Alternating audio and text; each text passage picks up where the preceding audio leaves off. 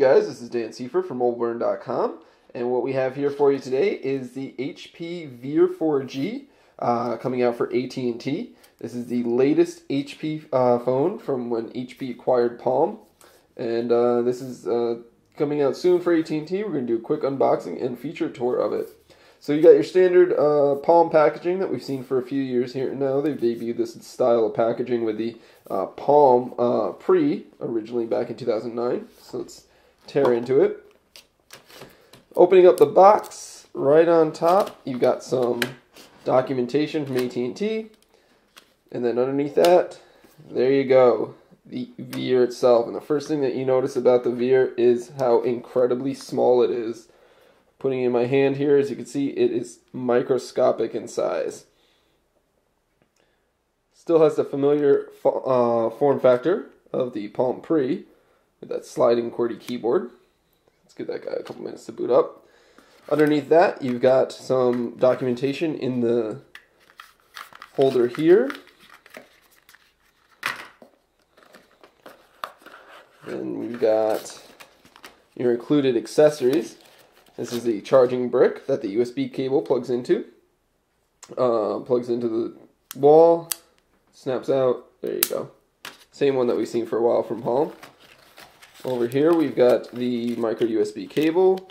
And the way that this is, if you notice, this is kind of unique. It has this unique end on it that is a magnet here. It's almost similar to Apple's MagSafe adapter on their Apple MacBook lines. And this will snap into the side of the Veer, as the Veer, as we'll see later, does not actually have a USB port on it. This is how you do your charging and syncing. Right there. And then otherwise it's a standard USB on the other end. And then this little plastic guy here is an adapter for the same port on the phone, but it allows you to plug a 3.5mm headphone jack into it. So you can get some tunes going on there, because there's no 3.5mm jack on the phone itself, since it is so small. So now that this guy has been powered up, taking a look at the hardware itself. Once again, you know, it's very, very small. When I first saw this thing and put it in my hands, I was almost laughed at how comically small it is. It's got a 2.6-inch LCD screen here. And it's 320 by 400 pixels of resolution. So it's the same resolution as the Palm Pixie that debuted a couple years ago. Sliding out, you've got your full QWERTY keyboard. It's a small QWERTY. As there, it's the same layout as the original Palm Pre and Pre Plus, but it is a bit smaller in size. They shrunk it down for the smaller dimensions of the Veer. There's the gesture area right here. So if we can get that light up, there we go. And then up top, there is a proximity sensor and your earpiece. Now, the touchscreen on this is it's Gorilla Glass touchscreen. So they've upgraded it from the original Palm Pre's that had a plastic touchscreen. Palm Pre 2 had the similar Gorilla Glass front end. Looking at the side of the phone, you've got your volume up and down rocker in this chrome finish here. On the corner, there's a lanyard port, which might be useful to you since this phone is so small. Around the bottom, there doesn't seem to be anything. On the other side is that unique magnetic port here that you can see that we can attach the USB cable and the headphone adapter to. Then you've got your power, sleep, wake up key here, and then the traditional ringer switch that have been on Palms for generations. It's nice and solid feel to that. And then you've got your SIM card slot up here. Taking a look at the back of the device, it's a soft touch rubber finish. You've got a 5-megapixel camera and a speakerphone grill here, and an embossed HP logo and an AT&T logo. As you notice, there's no Palm logos on this at all. Palm brand has unfortunately been put to the wayside and has bit the dust, to the dismay of many Palm fanatics, to be honest with you. Sliding it open, you also have that traditional familiar mirrored back that we originally saw on the Palm Pre as well. So there's the hardware. As you can see, it's very, very small, very lightweight. It is only 3.3 inches across and a little over 2 inches, or 3.3 inches tall and a little over 2 inches across. As you can see here, it's still 15 millimeters thick, but that is because it is a sliding mechanism. Doing some side-by-side comparisons for some size here. This is the Palm Pixie Plus. As you can see, the Veer is much smaller than that. If you open it up, they're just about the same height, with the Veer just a little bit longer when it is extended. The Pixie is noticeably thinner, though, because it does not slide.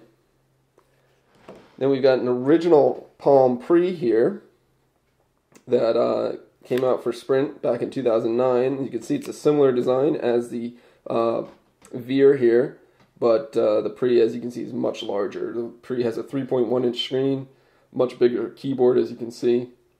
The sliding mechanism on the Veer is much more solid, though. You can almost hear the difference. One of the pain points of the Pre was the weak slider, and it looks like HP has beefed it up quite a bit with the Veer. And then, just for comical looks, here is the Infuse coming out for AT&T as well. This is a 4.5-inch phone, as you can see, versus the Veer. And it's like you can fit two Veers, a little longer than two Veers up on top of the Infuse itself. Pretty much as different as you can get as far as hardware goes, from one end of the spectrum all the way to the other. So there you go. And then we also like to have fun with a credit card. We've got a Panera gift card here. You can see the Veer itself is actually fits within the credit card. So gives you guys an idea of how exactly small this phone actually is. So that was a quick look at the hardware of the Veer. One thing I did mention, though, we need to mention is that the battery is built into the back. It is not removable, unlike prior Palm devices like the Pre, the Pre Plus, and the Pixie. And the Pixie Plus all had a removable battery. With the Veer, it's built in, and it's small. It's only 910 milliamp hours, so we're going to have to see how well it does as far as battery life goes. But then we're going to take a look at the software on the HP Veer 4G. Alright, so we've got the Veer here set up with a couple of our accounts here, and we can demo the software for you. It is running latest version of WebOS, which is 2.1 for smartphones. You can see here.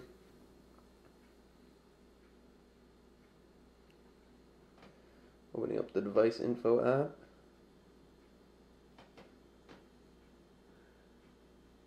Two 2.1.2.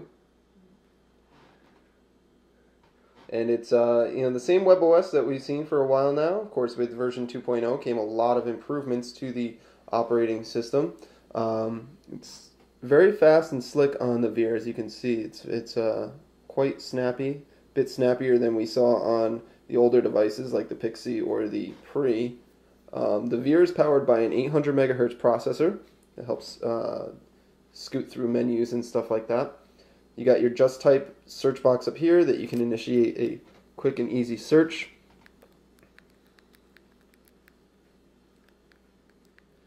You can see we can open up our website directly from there. You can search Google directly from there. You can search your contacts, emails, stuff like that. Let's let that guy load in the background there.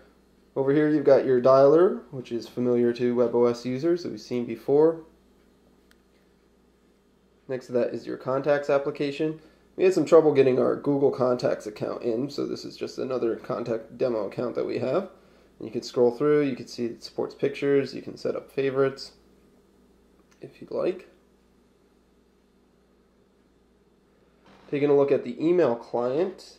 Once again, we had trouble with the Gmail client on this, setting it up. It just wouldn't let us set it up. So we have another one here for AIM, and you can see the emails listed here. It's the same emails client that has been on WebOS since it came out. Doesn't really seem too much different. It does support formatted text. You can see here, it supports pinch to zoom.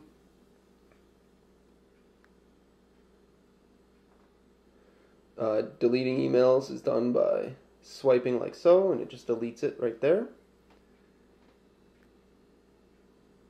The calendar app, again, is the same WebOS calendar app that we've seen before. It's attractive and slick. Works quite well on the Veer here, even though the screen is so small. It is quite fast, easy to navigate. And as you can see, I've got all these applications open at the same time. And if I wanted to cancel one of them, I could just swipe up to close it.